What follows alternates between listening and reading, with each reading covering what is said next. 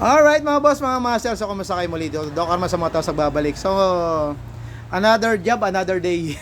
So, meron lang tayo ginagawa ngayon na NMAX version 2. So, minor checking kasi regarding sa mga lagatik nga ito. So, shoutout muna kay bossing. Yan, shoutout kay boss from Antipolo. Yan. So, ito nakakwento lang sa akin ni sir. Base daw sa mga ano, kasi nagpagawa, may napagtanungan siya na isang shop. Actually, vlogger din yan. Ang sabi sa kanya, walang markings o walang top dead center ang mga Yamaha. Tama? Yung pagkakasabi. Walang markings ha. Walang mga markings daw yung Yamaha. Medyo napaisip lang ako mga boss. Saan galing yung yung ganong ano, haka-haka. Wala daw mga markings sa top, para sa top dead. Nagulat din si sir. Sabi ko meron to sir. Ay, pinakita ko sa kanya, explain ko. So ito papakita ko sa inyo mga sir kung ano yung sinasabi ng markings na para sa top dead natin ng isang nitong mga Yamaha. So gagamit ako ng ilaw, ilawan natin. Yan, no, para kitang-kita. Ayan, sana nakita. Hindi ko na ilawan, maliwanag pa naman eh. So dito tayo sa magneto. So ito common na to. Ito nilagyan ko na ng ano para makita maigi. Makita niyo may kulay puti. Ayan.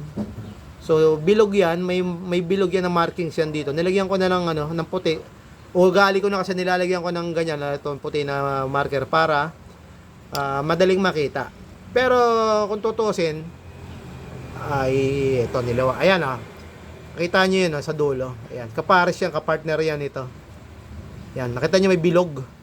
Yan, ito kasi nilagyan ko ng ano ba nilagay ko dito? Liquid gasket para lang mas madaling makita. Pero mapasin nyo yun, meron siyang bilog na yun. Yun yung tinatawag na markings. So ito yung tinatawag na top dead ng piston ng magneto.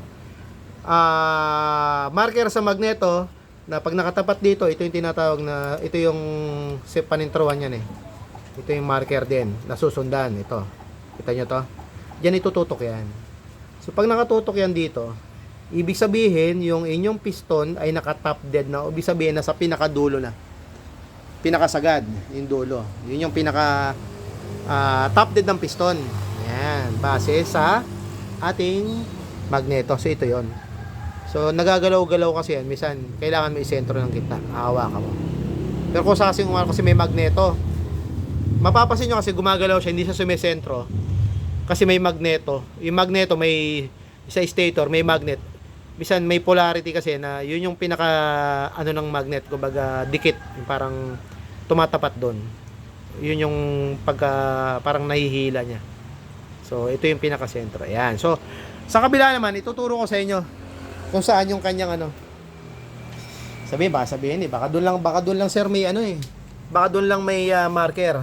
So dito naman sa side dito sa may sprocket, yung timing chain sprocket, camshaft sprocket. So mapapansin nyo dito may dot din. Ayan. Ito yung dot. Ito rin yung sabihin top dead o ito yung timing mark ng camshaft gear. Timing chain gear, camshaft gear. Ito, sprocket. So ito yung marker niya. Ayan. So ito ibig sabihin kailangan nakasentro yan dito. So pantay na pantay. So paano mo masasabi kung sir parang hindi naman makukuha kung pantay yan. Minsan nakataas, minsan nakababa. Meron pang marker yan sa loob. So ipapakita ko din sa inyo mga sir ha. Ayun, nakikita nyo may guhit. Ayan, oh. Itong guhit na to, ito may guhit. Ayan, oh. Itong guhit na to, tas ayun, sa loob, yung may guhit, ayun, oh. May guhit din. Oh. Nakikita nyo, may guhit din. So, yan yung mga marker na kailangan nakatutok siya. Ayan, nakatutok.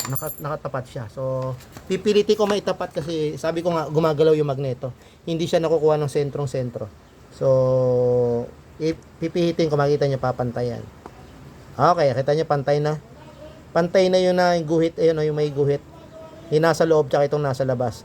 So yan yung tinatawag na top dead center, mga bossing. O yung alignment, timing. Yung timing or top dead. Yung piston naka top dead center. Ito naman yung timing sa ating chain at saka sa camshaft. So pag magta-top dead ka sa magneto, yung pagbabasa mo yung marker. Dito naman sa sprocket gear, pag magta-timing ka naman, ito naman yung pagbabasihan mo. Ayan, nakikita yung guhit na yan.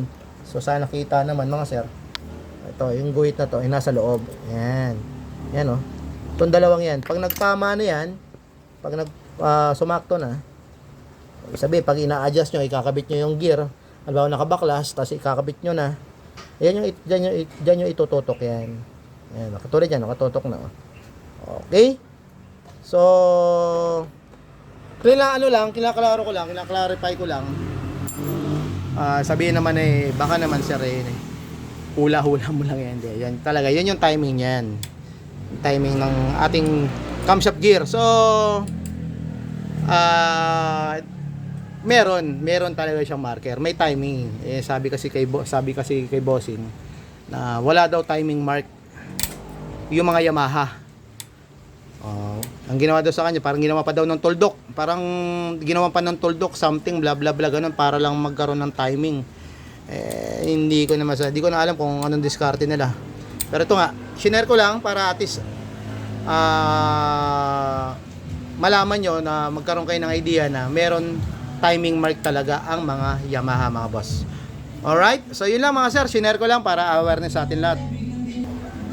So yun mga sir, so shinare ko lang na at least nagkaroon sana kayo ng idea na may timing mark pala, may top dead center din pala ang Yamaha. So wala namang problemang magpa top dead kayo nung gumagamit ng degree wheel.